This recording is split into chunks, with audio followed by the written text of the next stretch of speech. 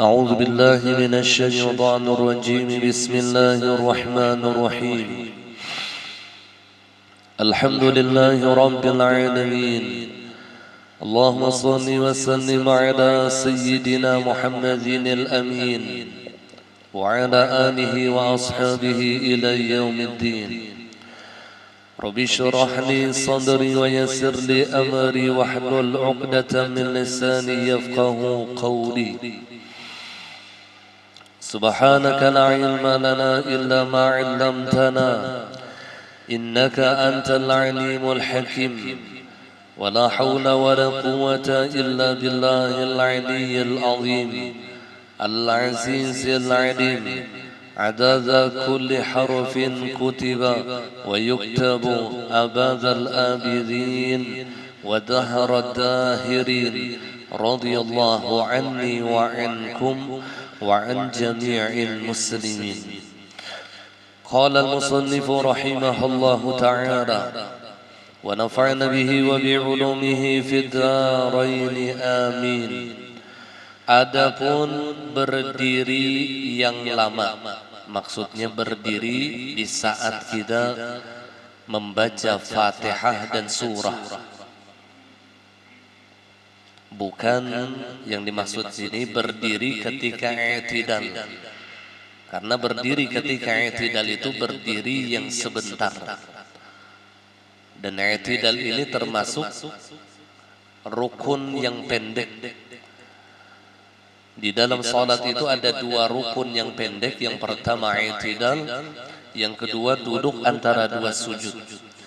Jadi apabila kita melamakan i'tidal melebihi daripada batas bacaan yang disunnahkan oleh Rasulullah atau melamakan duduk antara dua sujud, maka ini bisa membatalkan salatnya. Nah, beda halnya dengan rukun-rukun yang lain, seperti berdiri atau ketika ia ruku' atau ketika ia sujud, maka ini disebut sebagai rukunun tawil, rukun yang panjang. Maka di saat kita memanjangkan bacaan kita melebihi daripada bacaan yang disunnahkan, itu tidak membatalkan sembahyang, tidak membatalkan salatnya. Misalnya ruku' ia panjangkan sampai 30 menit misalnya ruku' nih, kada batal sembahyang asal jangan takantut ya. Takantut tuh bukan rukuknya tetapi kantutnya yang batal. Sujud ya panjangkan sampai 1 jam misalnya, kada batal salatnya.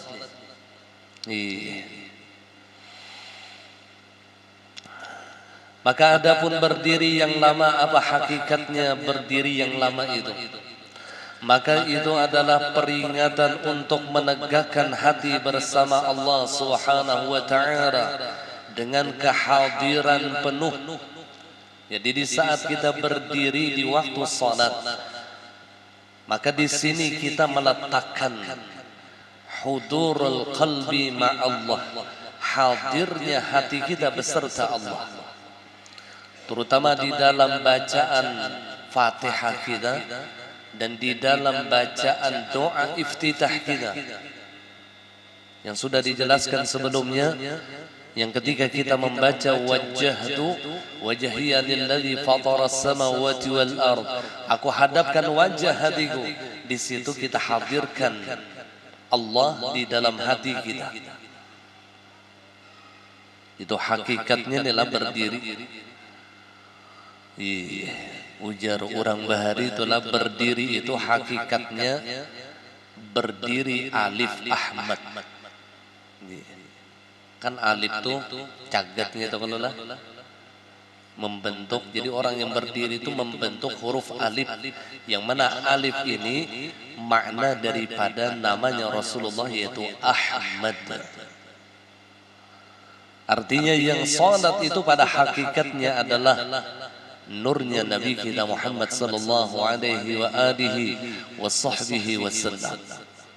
Nah, di sini duduknya hadis Rasulullah, "Shallu kama raaitumuni usolli." Salatlah kalian sebagaimana kalian melihat aku salat. Maknanya, makna hakikat daripada ini hadis, ulama tasawuf menerangkan, salatlah kalian dalam keadaan kalian ingat lawan Rasulullah. Ingat lawan Rasulullah, hadir Rasulullah di dalam hati. Sallu kama ra'aitumuni usalli.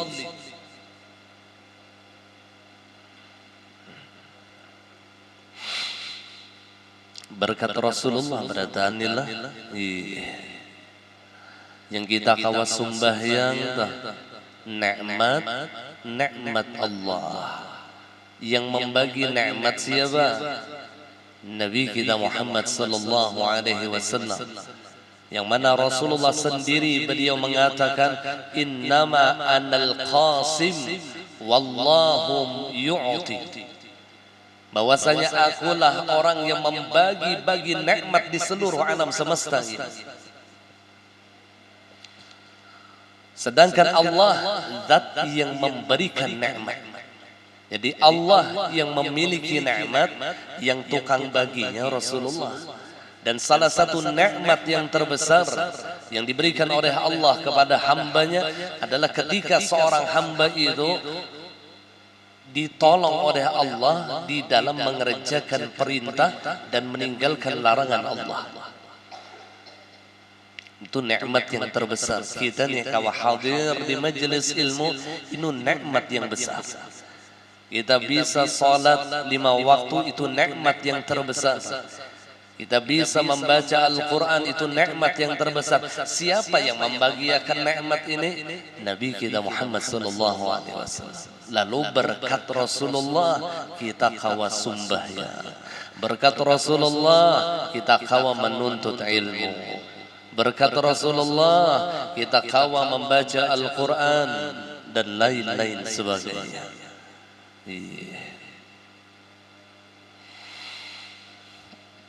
Karena Nabi itu ainun ni'mah, ainun ni'mah, ikungan nikmat ya Rasulullah.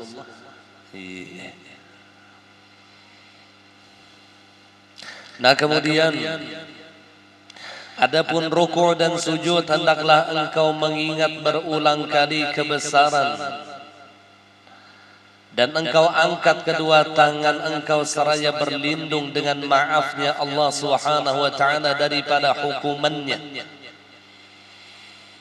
Jadi hakikat orang yang melakukan ruku' dan sujud, bahkan dilakukan ini berulang kali di dalam setiap rakaat adalah, apalagi sujud setiap satu rakaat kita kerjakan 2 kali sujud.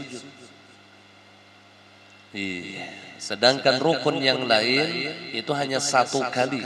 Ruku' 1 kali, i'tidal 1 kali. Sedangkan sujud maka kita wajib mengerjakan 2 kali.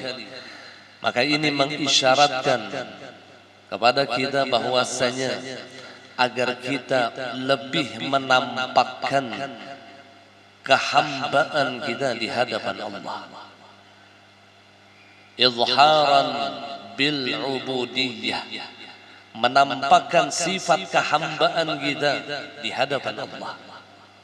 Lalu 2 kali tadi sampai di dalam sebuah hadis Rasulullah, sepaling dekat Tuhan dengan hambanya wa huwa sajidun, ketika ia dalam keadaan sujud. Kenapa paling dekat? Karena nampak sifat kehambaan seorang hamba itu ketika ia melakukan sujud.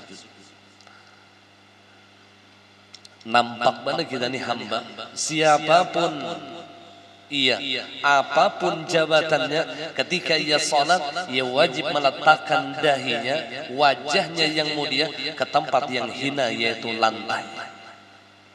Kada tahu kisah hendak presiden kah, hendak gubernur kah, bila sembahyang wajib sujud. Nampak kalau lah. Sifat kehambaan kita ini nampak di dalam sujud. Ruku pun juga sudah nampak. Ruku itu sudah nampak. Hormat kita terhadap keagungan Allah. Ditambah dengan sujud. Seharusnya kata ulama bukan hanya tubuh kita yang kita bungkukkan, tapi rendahkan hati kita di hadapan Allah. Memang secara zahirnya kita menundukkan tubuh kita di saat ruku' dan sujud, tetapi secara hakikatnya kita diperintahkan untuk merendahkan hati kita di hadapan Allah dan tawadhu terhadap hamba-hamba Allah. Jadi sujud itu melatih kita untuk bersifat tawadhu.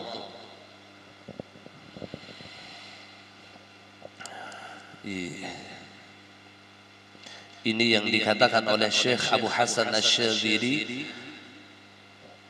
man lam yazdad bi'ilmihi wa 'amalihi iftiqaran billah wa tawadhu'an li khalqihi fahuwa halikun. Barang siapa bertambah, barang siapa tidak bertambah dengan ilmu dan amalnya. Inya berisi ilmu, imbah itu diamalakannya pulang ilmu tadi dah. Sembahyang digawinya, puasa digawinya, zikir digawinya. Tetapi tidak bertambah di dalam hatinya iftiqaran billah, merasa fakir di hadapan Allah. Kada bertambah dah. Ilmunya bertambah, amalnya bertambah, tapi di dalam hatinya tidak merasa di hadapan Allah ia fakir. Wa tawadhu'an li khalqi, dan tidak bertambah kerendahan hatinya terhadap hamba-hamba Allah.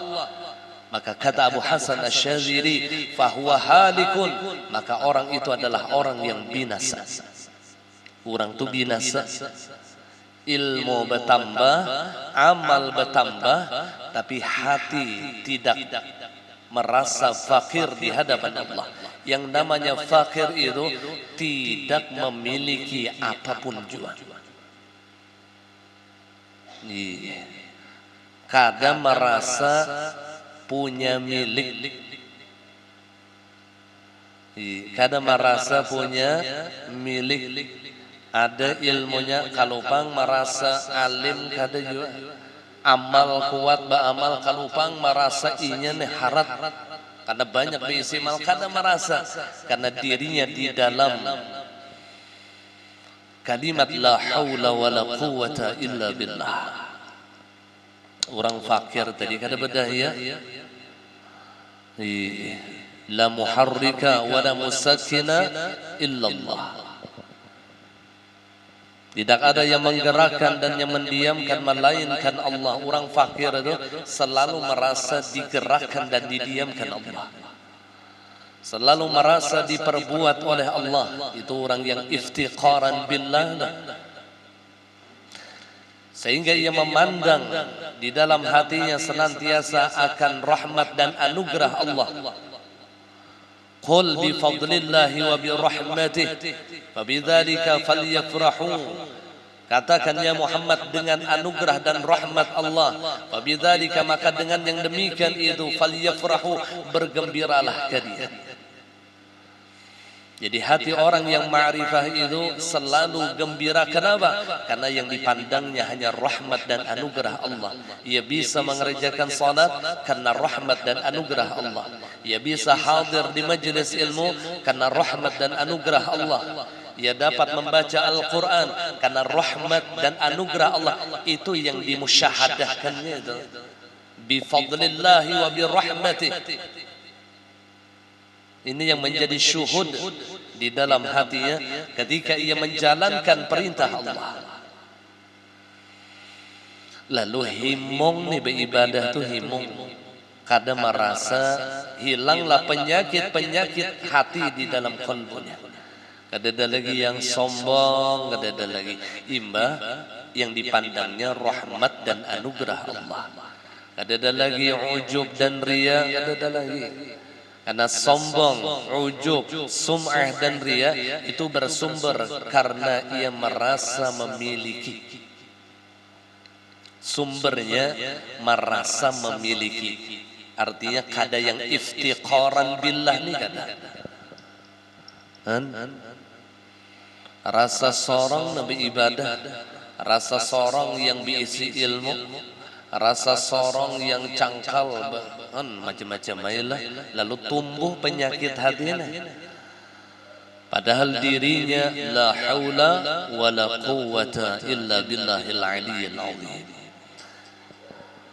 Jadi orang yang tidak bertambah dengan ilmu dan amalnya iftikharan billah wa tawadhu'an li khalqi, kada bertambah jua rendah hati lawan hamba Allah nih, kada bertambah fahuwa hadikun, maka orang ini adalah orang yang binasa. Wal a'yadu billah. Mudahan kita ni nak berkat menuntut ilmu nih, mudahan semakin bertambah ilmu dan amal kita, semakin bertambah kefakiran kita di hadapan Allah, semakin bertambah ketawaduan kita terhadap hamba-hamba Allah. Lalu Allah akan memberikan kemuliaan kepada orang sini dengan apa? Man tawadha'a rafa'ahu Allah. Diangkat oleh Allah derajatnya.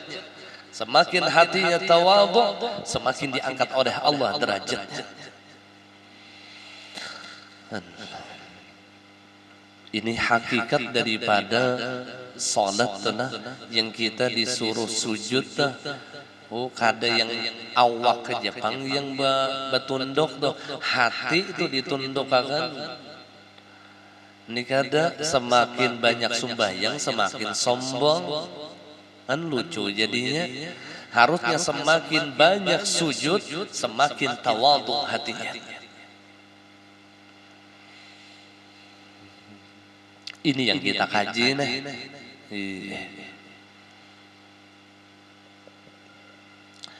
Nah kemudian apabila engkau duduk tasyahud, duduk nih tasyahud, baik itu awal dengan duduk iftirash ataupun akhir dengan duduk tawarruk. Duduk iftirash, kalau tasyahud awal, iftirash, tahu duduk iftirash? Duduk iftirash itu burit menduduki telapak batis kiri. Jadi batis kiri ini dihamparkan. Lalu kata-kata hampar di dalam bahasa Arab itu namanya iftirash. Menghamparkan. Apa yang dihamparkannya? Batis kirinya itu di baliknya. Lalu si burit ini menduduki batis kiri. Kemudian telapak batis kanan dicagatakannya. Nah ini yang ngarannya iftirash. Nah ini cara yang disunnahkan.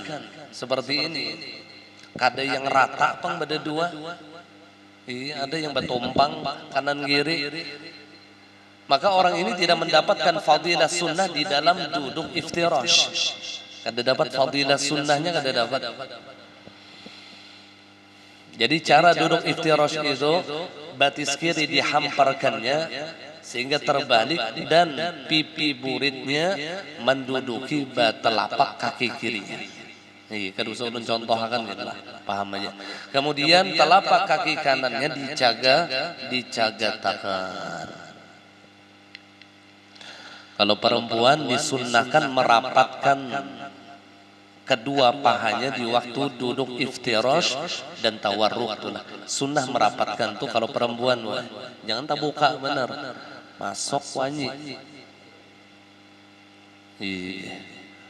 Disuruh merapatkan. Kalau laki-laki sunnah merenggangkan ketika duduk iftirash, tapi renggang yang tidak berlebihan. Ada yang tak buka benar itu. Nah sedangkan duduk tawarruk ini fikihnya nih, supaya mutabaahnya itu zahiran wa batinan. Sedangkan duduk tawarruk memasukkan batis kiri di bawah landau batis kanan. Sehingga landau batis kanan bertumpuk di bawah telapak batis kiri. Paham ya kalau lah. Jadi landau, paham ya kalau landau. Bahasa Indonesia berarti sini. Bahasa Banjar kalau landau itu. Landau nih, saka kalau bahasa Arabnya itu saka. Nah ini ba'andak batumpu di telapak batis kiri. Jadi batis kiri. Nah gitu. Telapak batis kanan dicagatakan dan pipi buritnya langsung menyentuh lantai. Lalu ngarannya tawarruk. Tawarruk itu diambil daripada kalimat warik. Warikun itu bukan warik monyet, itu bang lain. Warikun itu paha atas warik. Jadi duduk dengan paha atas. Itu tah.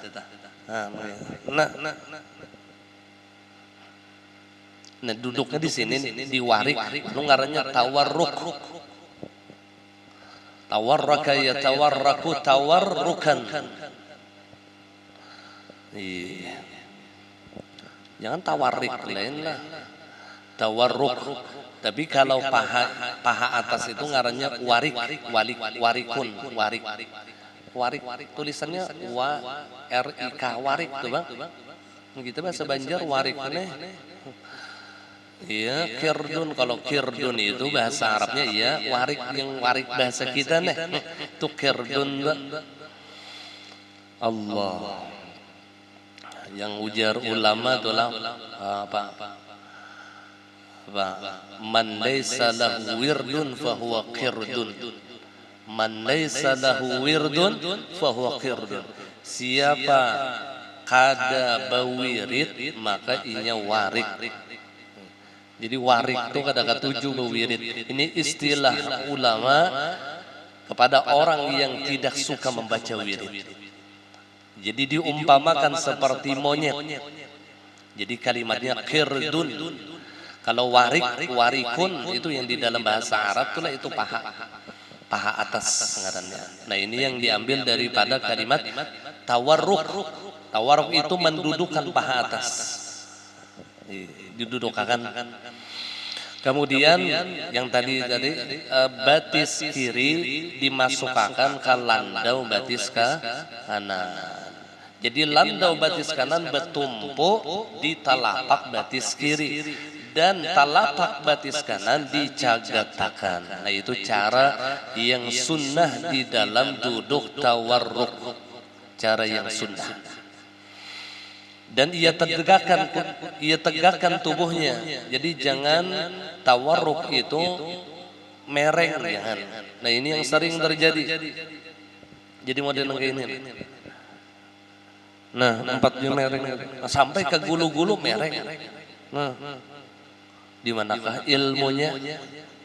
Ulun guru aja melihati kuitan ditakuni melihati pakaian pada tuan pas bongol sebarandakan kalinya. Jadi kada disunnahkan memerengkan kepala atau memerengkan tubuh. Jadi tubuh kita tetap cagat, gitu. Nah, tetap cagat. Jadi dari ujung sulbi ini tetap cagat ke raqabah nih tetap. Cuman raqabah kita itu sunnah ditundukkan seperti ini. Sunnah tunduk sedikit. Jadi cagat aja. Aduh saya yang kayak ini gini kada usah. Kada disunnahkan. Jadi perkara apabila tidak disunnahkan berarti ia menambah gerakan yang di luar daripada syariat. Ditambah lagi ketika ia salam itu jangan menundukkan, ini sudah disampaikan dahulu. Ketika salam jangan menundukkan kepalanya ke bawah, kemudian ke kanan salam, imbatu sebelum salam ke kiri tunduk akan pulang, hanya salam ke kiri. Ini sering terjadi di masyarakat kita nih. Coba pian hati sampai wah ini banyak lah. Bila salam assalamualaikum warahmatullahi wabarakatuh. Ini sampai sekarang ulama tidak menemukan kesunahan menundukkan kepala sebelum salam ke kanan dan ke kiri. Itu kada ditemukan. Sehingga gerakan itu adalah gerakan menambah daripada gerakan yang disyariatkan. Berarti apabila 3 kali berturut-turut ini membatalkan salat. Jadi kada perlu menundukkan kepala kita sebelum salam, kada perlu. Dan tiada disunnahkan. Nah, ini penting untuk diperhatikan. Ini waktu kita salam nih lah. Dan ini masih banyak yang terjadi seperti ini. Karena sumbahyangnya tuturutan, bukan dengan ilmu, bukan belajar talaqiyan bi syekh yang batamu langsung lawan paguruan tuh kada. Karena kita sudah mengetahui bahwasanya ibadah itu sumbernya Rasulullah. Seluruh ibadah itu sumbernya Rasulullah. Jadi yang kita ummati Rasulullah. Nah, kemudian apabila engkau duduk tasyahud ini apa gerak hakikatnya nih? Maka duduklah dengan sopan. Duduklah dengan sopan. Jadi salah satu duduk orang yang beradab adalah duduk iftirash dan duduk tawarruk. Itu duduk beradab itulah. Atau ketika kita ziarah ke makam wali itulah yang paling bagus duduknya itu iftirash. Duduk iftirash itu bagus ziarah. Tapi mun kada kawa besilah ulang lah. Terus dipaksakan sampai lumpuh pas berdiri, maka ditahan batis kolesterol iya, asam urat jadi. Jadi yang paling bagus duduk yang beradab itu duduk iftirash. Terutama ketika kita menghadap orang-orang yang mulia. Jadi mun kita hendak menghadapi guru kita tuh duduknya iftirash. Kan orang Bahrain gitu tak, duduknya iftirash. Karena iftirash itu menyembunyikan kakinya. Menyembunyikan kakinya. Jadi kalau kita tidak mampu iftirash dan kita duduk di hadapan guru kita atau di dalam menuntut ilmu atau ketika kita ziarah ke makam wali, silahkan bersila, cuman tutupi batis. Itu adabnya tak? Jadi tutupi. Nah, mun betapih yo bang lah. Menuntut ilmu itu sunnah menutupi batis, dianjurkan. Ini termasuk adab. Karena mun kita iftirash dari awal sampai habis menuntut ilmu kada mampu nek batis kita, kesakitan. Jadi kita memakai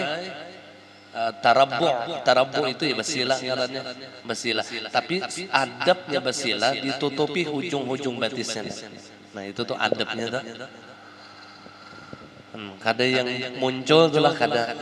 Karena menutupi ini termasuk adab. Adab. Allah, orang Bahari duduk aja tuh lah. Luar biasa tuh adabnya tuh. Mun kita bahapal lah. Mun kita inilah ngaran kita kada tiba adab lah. Jar ulama man laisa lahul adab fahuwa dab. Barang siapa kada adab, ujar Abah Guru terjemahan Zidin, maka ia jangkrik. Itu terjemahan Abah Guru. Man laisa lahul adab fahuwa dab. Nah, kemudian maka bagaimana adab kita ketika kita duduk tasyahud?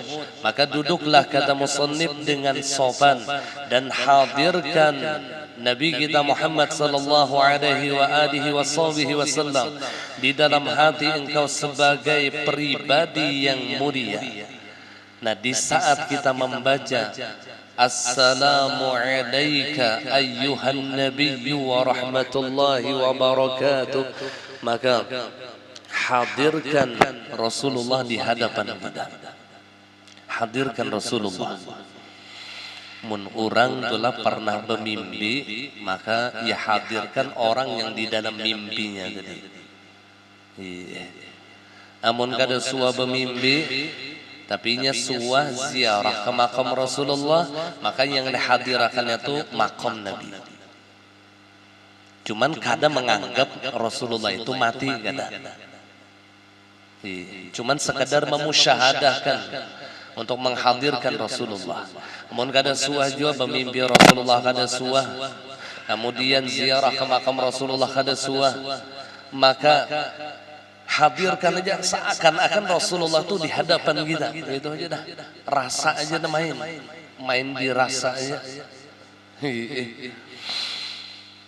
Main dirasa aja. Ketika kita mengucapkan assalamu alaika, salam kepada engkau, kata-kata engkau itu dhamir apa? Mudzakkar mukhatab. Ya qulullah. Dhamir mudzakkar mukhatab ini orangnya di hadapan seorang. Salam kepada engkau. Siapa ngaran engkau tadi di hadapan seorang? Berarti pada hakikatnya Rasulullah waktu itu hadir di hadapan kita. Ya Rasulullah, ulun ada bisi kitab isbatu wujudin nabi fi kulli makan. Jadi ada di kitab itu dalil-dalil bahwasanya menetapkan adanya Rasulullah di dalam tiap-tiap tempat. Wujudun nabi fi kulli makan, termasuk di hadapan orang yang salat. Di hadapan orang yang salat. Kalau para aulia Allah kepada murid-muridnya mampu demikian, terlebih kepada Nabi kita Muhammad sallallahu alaihi wa alihi wasahbihi wasallam. Itsbatu wujudin Nabi fi kulli makan. Itu luar biasa kitabnya. Adanya Rasulullah di dalam tiap-tiap tempat. Termasuk kehadiran Rasulullah ketika kita mengucapkan asyhadu assalamu alayka ayyuhan nabi wa rahmatullahi wa barakatuh. Ulun awal-awal mengetahui pemahaman ini dari guru Candong. Ingat benar dahulu waktu ulun awal-awal hendak masuk pesantren dibawa oleh mama ulun ke wadah guru Candong. Jadi ujar sidin, pada ulun kada paham kada yang dipandirakan sidin waktu itu dah. Ujar sidin, nyawa tahula ilmu parak tapi jauh tapi parak. Ini kata-kata sidin, kurang lebih seperti itu tuh kata-kata sidin non ulun. Jauhlah aja sidin, ilmu jauh tapi parak tapi jauh. Ulun kada tahu ulun. Desa ulun kada paham. Yang ikam baca tuh Jasidin di dalam tasyahud itu apa? Assalamu alaika, salam kepada engkau. Engkau tuh Jasidin di mana orangnya? Engkau tuh Jasidin di mana orangnya? Di hadapan sorong Jasidin orangnya, tapi kuburnya di Madinah. Parak tapi jauh tapi parak. Jadi ulun onggot aja paragah paham dah. Kadang sing pahaman gak ada waktu itu. Imbah belum masuk pesantren lagi, ada paham juga yang dhamir mudzakkar mukhatab ada paham juga masuk. Ya dipandiri sidin itu sudah. Allah. Tahu dah sidin ilmu jauh tapi parak tapi jauh. Jadi ulun imbah ulun pandirakan lawan anak sidin almarhum Guru Husin. Pandiran sidin lawan anak sidin. Lalu kata-kata almarhum Guru Husin itu pula ilmu melipat bumi. Allah. Ada salah satu karamah yang masyhur kepada Guru Candong itu ilmu melipat bumi. Luar biasa, banyak karamah. Waktu sidin berdiam di Gambut tulah bersepeda tinjak menuju Darussalam. Kendaraannya melewati sidin bersepeda, kayaknya pas di Martapura tadahulu sidin sampai tadahulu sidin. Sudahnya sidin yang manukarakan lontong, orangnya di Cantung ada tamu manukarakan lontong sidin di Banjarbaru tuh gasan tamu tadi panas masih berantang. Imba tuntong si Habib nih lah tamu yang Habib nih tuntong nah Jasidin ujar Guru Candong nih ulun betitip lah nah rantang nih ke warung ini ulun tadi manukar satu mat jar Habib pabila pian manukar tadi pang pas pian datang tadi dah ulun manukar satu mat majar sidin. Jadi rantangnya ada. Jadi Habib tuh waktu ke Banjar membawa rantang menyampaikan, adakah orang manukar iman minjam rantang? Ada aja ini pang rantangnya. Allah, dasar nyata tuh ngaran karomah tuh. Ilmu melipat bumi ngarannya. Allah, mun kita ilmu melipat duit ada. Mun melipat bumi ini rasa Allah. Para aulia Allah itu lahum ma yasha'una 'inda rabbihim. Mereka itu apa yang diinginkan mereka di sisi Tuhan mereka. Ya Rasulullah, ada di dalam sebuah hadis qudsi ulun pernah baca. Ya abdi, wahai hambaku. Ulun lupa kalimatnya. Maknanya kurang lebih seperti ini. Wahai hambaku, aku adalah Tuhan yang ketika aku menginginkan sesuatu, aku cukup berkata kun fayakun. Maka taatlah engkau kepadaku wahai hambaku, maka aku akan bertajalli kepada engkau ketika engkau menginginkan sesuatu, engkau cukup mengatakan kun fayakun, maka terjadilah. Di sini duduknya wali. Allah bertajalli dengan kalimat kun fayakunnya pada lisan aulia Allah. Yang sepanjadi dah. Ya Rasulullah, syaratnya apa? Fa'ati'ni, taat lawan unda.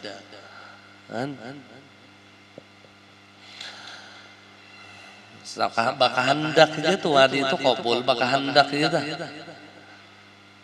Mun kita tohok sudah sembahyang hajat ya kada sing kabulan, hirang dahi sujud ya kada sing kabulan.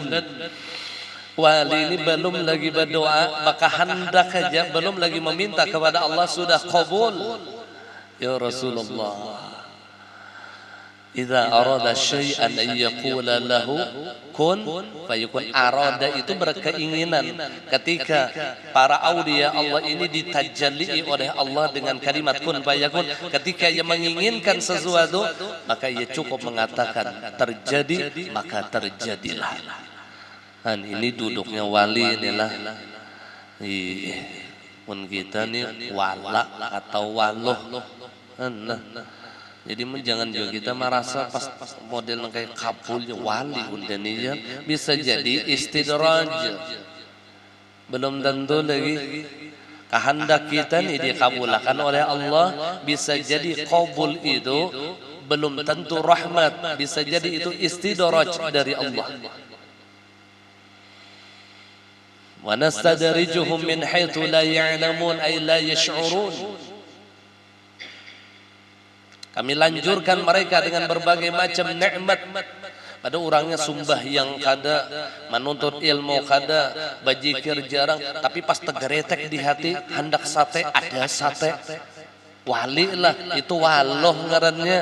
Maka gereteknya itu istidraj, bukan karamatun min karamatillah, bukan karamah, itu istidraj. Allah di situ tuh kita membedakan antara minallah dengan istidraj inilah. Ada sama tuh lah orang yang sembahyang kada misalnya tegeretek kapul paraga jadi wali ngaramput bener ya.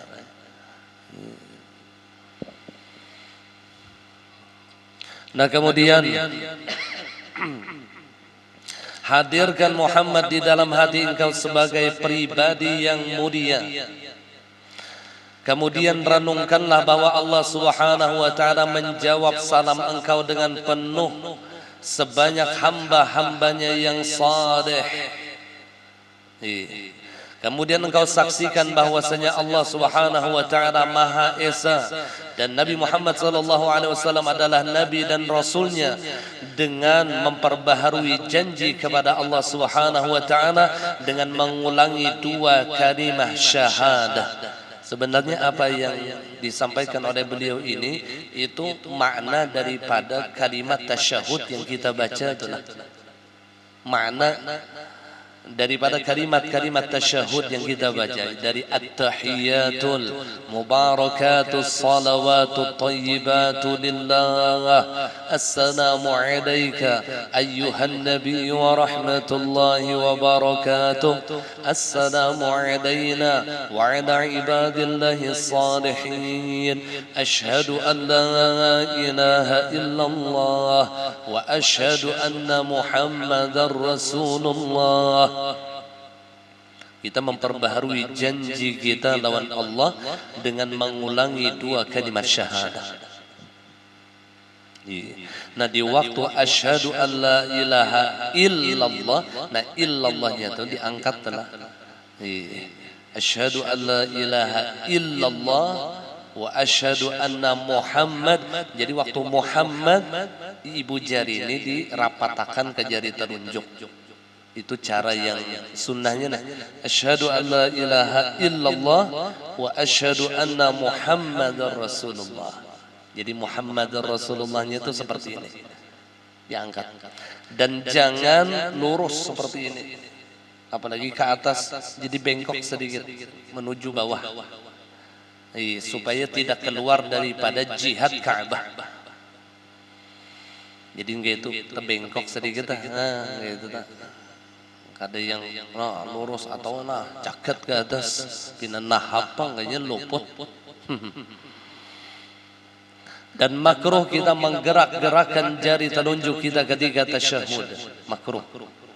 Tetapi di sebahagian mazhab yang lain seperti mazhab Imam Malik, bahkan mazhab Imam Ahmad bin Hanbal, itu sunnah menggerak-gerakkan jarinya ketika ia mengulang lafaz Allah. At-tahiyatul mubarakatus salawatut thayyibatu lillah. Asal ada lillah. Assalamu alayka ayyuhan nabiy wa rahmatullahi wa barakatuh. Bergerak tak? Jadi biasa mun urang tetamu mungkin waktu umrah tuh biasa. Mun di Indonesia ini jarang tetamu kita. Jarang tetamu. Karena kita mayoritas Syafi'i. Kalau di umrah tuh lumayan di Madinah atau di Masjidil Haram dah. Di situ bergabung berbagai macam mazhab dah. Kita nanti tetamu yang sembahyang pina aneh-aneh tuh di situ. Jadi sangka baik aja mereka beda mazhab dengan kita. Jadi ada yang hujat jari telunjuk. Mun berputar tuh guru, nah kada bertamu ulun yang berputar tuh ada tahu ilmunya di mana. Kalau bang ada at-tahiyatul mubarakatus ada bertamu. Yang ada cuman turun naik aja, turun naik. Berputar tuh wallahu a'lam. Tahu juga kita ilmunya. Nah kemudian jadi apa yang beliau sampaikan di sini sebenarnya itu makna dari makna daripada kalimat tasyahud. Jadi kalimat tasyahud ini sebenarnya kalimat antara Rasulullah dengan Allah. Jadi dialog Nabi dengan Tuhan ya di dalam tasyahud tadi. Ketika Rasulullah dimi'rajkan oleh Allah sampai di dalam hadratnya Allah, Rasulullah mengeluarkan kalimat at-tahiyatul mubarakatus salawatut thayyibatu lillah, ujar Nabi. Lalu Allah menyahut dengan kalimat assalamu alayka. Itu Allah dah, ini yang arahnya terbalik. Assalamu alayka, ini syahadat Tuhan. Assalamu alayka ayyuhan nabiy wa rahmatullahi wa barakatuh. Salam kepada engkau ya Muhammad. Allah mengucapkan salam kepada Rasulullah, tapi diawali oleh Rasulullah dengan kalimat at-tahiyatul mubarakatus salawatut thayyibatu lillah. Lalu disahuti oleh Allah dengan assalamu alayka ayyuhan nabiy wa rahmatullahi wa barakatuh. Lalu para malaikat dan hamba-hamba Allah yang soleh pun juga menjawab mereka, assalamu alayna wa ala ibadillahi salihin. Salam kepada kami dan kepada hamba-hamba Allah yang saleh.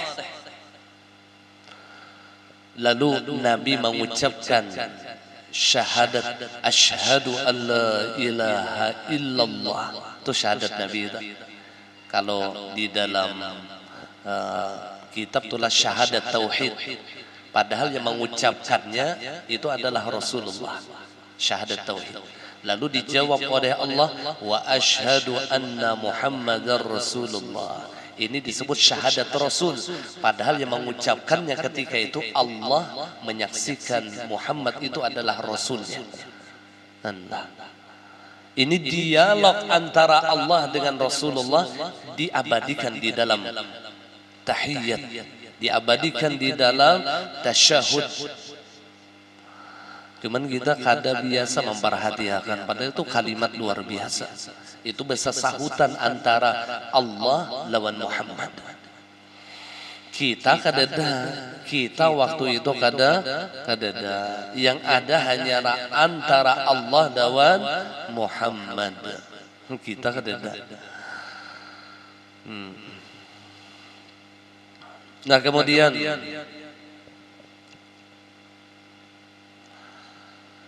kemudian berdoalah di akhir salat engkau dengan doa yang diriwayatkan daripada Nabi Muhammad sallallahu alaihi wa alihi wasallam. Tunjukkan sifat tawadhu, khusyuk dan harapan yang tulus bahwa doa engkau akan terkabul. Jadi adab kita di dalam doa meyakini dengan sepenuh hati kita bahwasanya doa kita ini pasti dikabulkan oleh Allah. Pasti dikabulkan Allah. Jadi jangan sampai kita sangka jahat lawan Tuhan. Apa dalilnya? Ud'uni astajib lakum. Mintalah kepadaku, aku kabulkan permintaan engkau, kata Allah. Cuman ujar ulama, cara Allah mengabulkan doa hamba-hambanya itu ada 3 cara. Ada 3 cara. Yang pertama, bisa jadi Allah kabulkan sesuai dengan apa yang dimintanya dengan segera. Dengan segera Allah kabulkan apa sesuai dengan apa yang dimintanya. Itu cara Allah mengabulkan. Yang kedua, bisa jadi Allah mengabulkan sesuai dengan permintaannya tapi terlambat. Bahkan bisa jadi kabulnya itu sesudah wafatnya kita.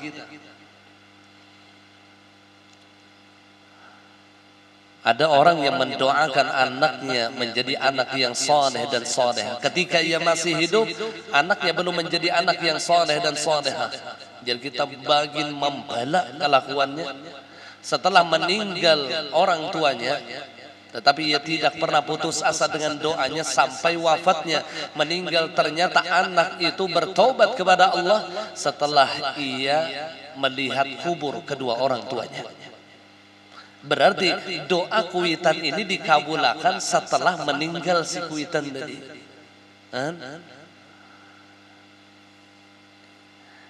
Artinya kita jangan pernah putus asa dengan doa yang kita panjatkan kepada Allah. Jangan pernah putus asa. Jangankan kita, Nabiullah Ibrahim alaihissalam meminta mendapatkan anak kepada Allah agar beliau diberikan anak. Itu baru dikabulkan oleh Allah setelah 40 tahun berdoa. Itu Nabi Ibrahim. Kita nabi lain, wali lain, alim kada, orang soleh jauh lalu hendak berdoa situ sini kabul.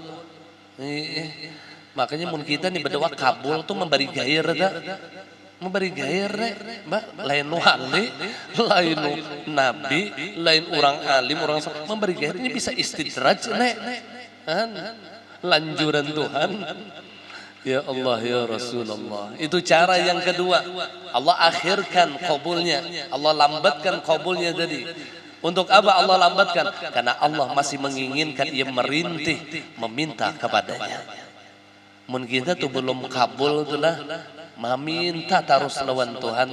Nah, mintanya tadi yang dirindukan oleh Tuhan. Aku kada hakun ya Nabi bila aku kabulakan ampihnya meminta.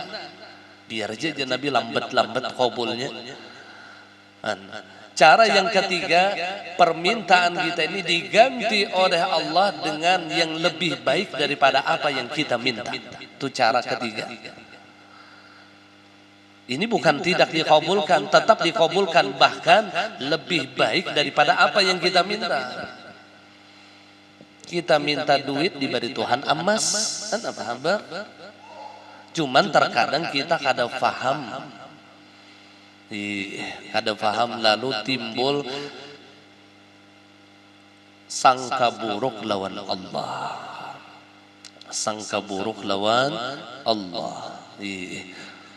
Nah, di sini yang perkataan Sayyiduna Ali, ujar beliau, ketika aku meminta kepada Allah lalu Allah kabulkan doaku, aku senang, kata beliau.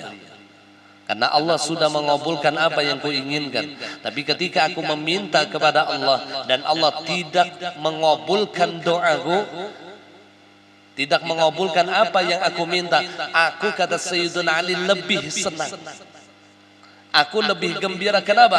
Karena Allah lebih mengetahui apa yang terbaik untukku. Lebih senang lagi. Ya Rasulullah. Sayyiduna Ali karamallahu wajhah.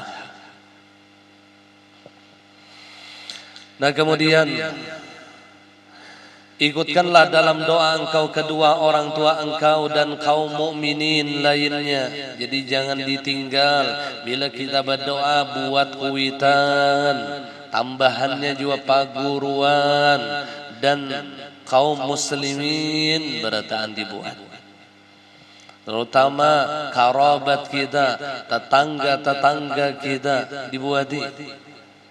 Nya orang-orang saleh itu, mereka tidak pernah meninggal di dalam doa mereka kedua orang tuanya, kemudian guru-gurunya, kemudian jiran dan karabatnya. Ini penting berataan orang berempat nih, nah, kuitan, paguruan, jiran itu penting, doakan mereka. Maka beruntunglah amun kita nih sejiran lawan orang soleh, karena orang soleh tidak pernah meninggalkan doa untuk jirannya,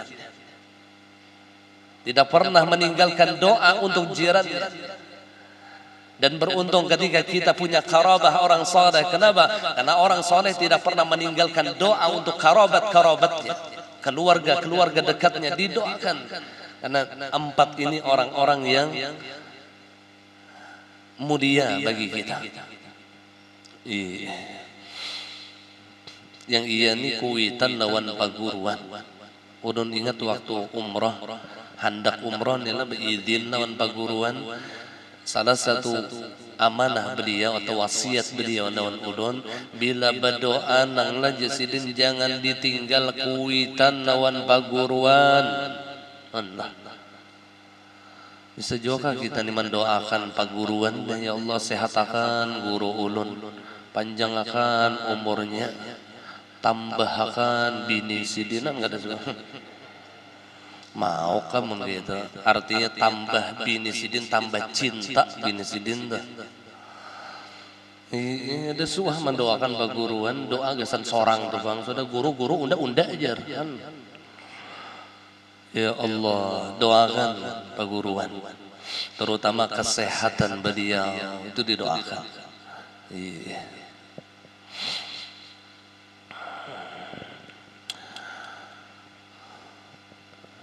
Ikutkan, kata beliau, di dalam doa engkau kedua orang tua engkau dan kaum mukminin lainnya. Kemudian ketika memberi salam, wallahu a'lam bissawab. Ampun maaf berataan, minta ridha, minta halal dunia akhirat. Al-Fatihah.